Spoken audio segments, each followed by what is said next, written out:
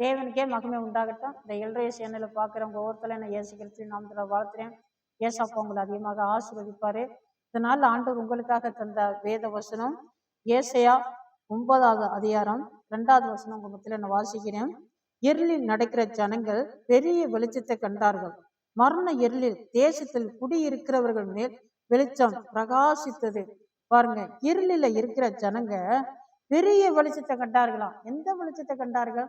நான் கூட ஏசப்பா தான் வெளிச்சம், அவரை நான் கண்டேன்.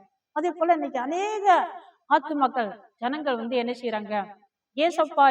இயேசுவாயி அந்த வெளிச்சத்தை கண்டார்கள். அதனால மரண இருள் அவர்களை மேற்கொள்ளல. நீங்கள் கூட இயேசுவை நீங்க கண்டா, இயேசுவாயை ஒளிய அந்த வெளிச்சத்தை நீங்க ஏற்றுக்கொண்டா, இன்னைக்கு உங்களை ஆட்டி படைத்து கொண்டிருக்கிற, உங்க குடும்பத்தை ஆட்டி படைத்து கொண்டிருக்கிற அந்த மரண இருளில இருந்து நீங்க விடுதலை ஆகலாம். மரண இருள் என்ன செய்யும்?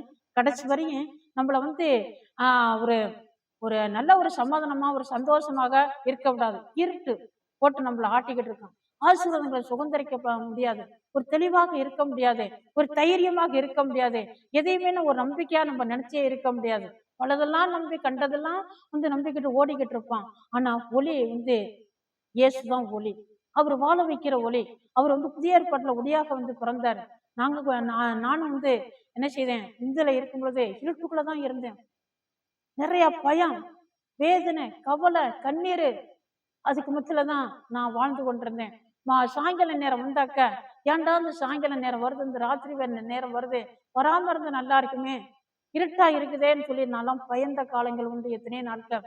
ஆனா ஆண்டவராய் அந்த இயேசு எனக்குள்ள, அந்த வெளிச்சம் எனக்குள்ள வந்ததுக்கு பிறகுதான் ஒரு தைரியம் வந்துச்சு, ஒரு சந்தோஷம் வந்துச்சு. இன்னைக்கு ஆண்டவருடைய ஒளியில நாங்க தைரியமாக நாங்க ஆண்டவருக்கு சாட்சியாக என்ன செய்யறோம்? இருக்கிறோம். இன்னைக்கு அநேக தேவனுடைய பிள்ளைகள் அந்த மரண இருளில இருந்து விடுதலாகி ஆண்டவருடைய அந்த ஒளிக்குள்ள, அந்த வெளிச்சத்துல வந்ததுனால நிறைய பேர் நல்லா இருக்கிறாங்க. நீங்க கூட இன்றைக்கு தான் இந்த வெளிச்சத்தை நீங்க பார்த்து இங்க கேட்பீங்கன்னு சொன்னா, இன்றைக்கு தான் இதை கேட்டுக்கொண்டிருப்பீங்கன்னு சொன்னா, இயேசு உங்களை வாழ வைக்கிற ஒளி அவர் தான், வெளிச்சம் அவர் தான். எந்த பக்கம் திரும்பினாலும் இருள் தான் இருக்குது, இருட்டு தான் இருக்குது. உங்களை கெடுக்கிறது, உங்களை தடுமாற வைக்கிறது, ஒண்ணுமே புரிய வைக்காம உங்களை தடுமாறி கொண்டு வைக்கிறதுலாம் அந்த இருட்டு தான். ஆனா இயேசுவாயி அந்த ஒளிக்குள்ள, அந்த வெளிச்சத்துக்குள்ள நீங்க வருவீங்கன்னு சொன்னா, அந்த ஒளி உங்களை வாழ வைக்கும். அது தெளிவை தரும், நல்ல வெளிச்சத்தை தரும், உங்களுக்கு நல்ல ஒரு சந்தோஷத்தை தரும். மறுமையில நல்ல ஒரு வாழ்வை ஆண்டவர் தருவாரு, உங்களை ஆசீர்வதிப்பாரு. நான் உங்களுக்காக ஜெபிக்கிறேன். பரிசுத்தம் நல்ல பிதாவே, தோத்திரம், நன்றி ஏசப்பா.